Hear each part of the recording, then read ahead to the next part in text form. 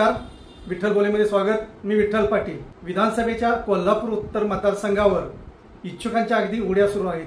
प्रत्येक पक्षातून म्हणजे महायुती असो अगर महाविकास आघाडी असो, या प्रत्येक आघाडीतील पक्षांतील इच्छुकांची संख्या दिवसेंदिवस वाढत आहे। आता आपण पाहत आहोत ते महाविकास आघाडी। गेल्या एपिसोडमध्ये आपण पाहिलं की राष्ट्रवादीचे जिल्हाध्यक्ष फीबी पाटील इच्छुक आहेत। ते तर असं म्हणतात की आघाडीतून कोणत्याही पक्षाला उमेदवारी गेली तरी माझी उमेदवारी असणारच, म्हणजे अर्थातच त्यांनी थोडक्यात बंडखोरीच जाहीर केल्यासारखा हा प्रकार आहे।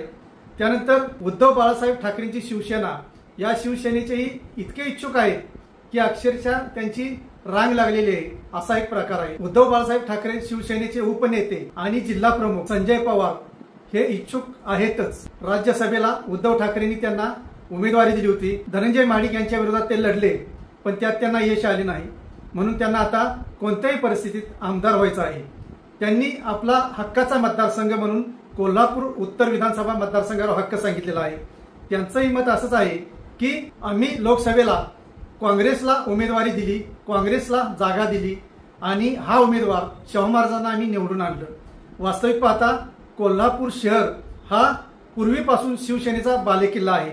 या मतदारसंघात 50-60 हजाराहून अधिक मतं शिवसेनेची म्हणजेच उद्धव बाळासाहेब ठाकरे शिवसेनेची असल्याचं संजय पवार ठामपणे सांगतात। म्हणूनच या मतदारसंघावर आमचाच हक्क आहे असंही ते ठामपणे सांगतात। याबरोबरच म्हणजे संजय पवार यांच्या बरोबरच सहसंपर्क प्रमुख विजय देवणे सुद्धा इच्छुक आहेत। विजय देवणे इच्छुक आहेतच आहेत, पण जे शहर प्रमुख म्हणून दोन आहेत ते सुनील मोदी आणि रविकिरण इंगवले सुद्धा इच्छुक आहेत। याबरोबरच महिला आघाडीच्या जिल्हा संघटिका आहेत त्या प्रज्ञा उत्तुरे या सुद्धा इच्छुक आहेत। म्हणजे आणि याबरोबरच आणि इतके छोटे काही इच्छुक आहेत की त्यांची नावं अजून पुढे आलेली नाहीत, पण जी नावं पुढे आलेली आहेत ते पाहता उद्धव बाळासाहेब ठाकरे शिवसेनेतून इच्छुकांची संख्या मोठी आहे।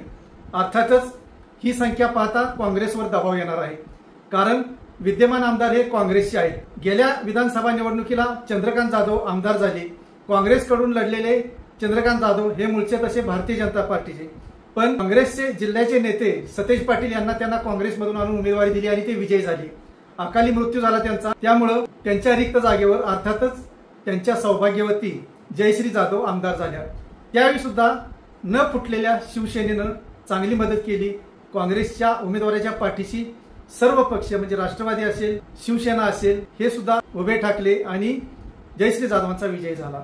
आता सुद्धा काँग्रेसकडून त्यांचंच नाव घेतलं जात आहे, पण काँग्रेसला आता उमेदवारी देऊ नये आणि आम्हालाच उत्तरची उमेदवारी मिळावी, महाविकास आघाडीतून आमचाच पक्ष प्रबळ आहे असा शिवसेनेकडून दावा केला जात आहे।